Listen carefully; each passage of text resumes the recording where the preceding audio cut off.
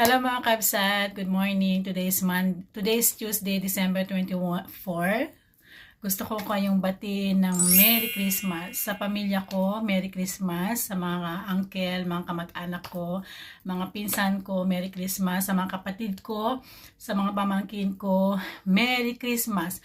And lalong-lalo na po sa aking mga followers, lahat ng supporters, Merry Christmas. Hangad ko ngayong taon ay sana is masaya kayo, kasama niyo yung pamilya niyo kasi ako nasa abroad and it's been 22 years na ako sa abroad na dito naninirahan sa Netherlands. So the last first Christmas ako dyan was 2012. After that, hindi na po ako nag-celebrate ng Christmas sa Pilipinas.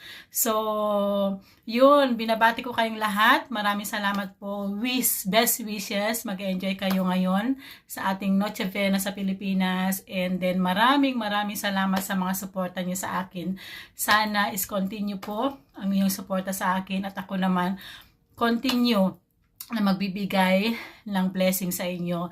Again, Merry Christmas everyone. And then, mahal ko kayo. Agyaman na kada kayo. Bye po. Enjoy!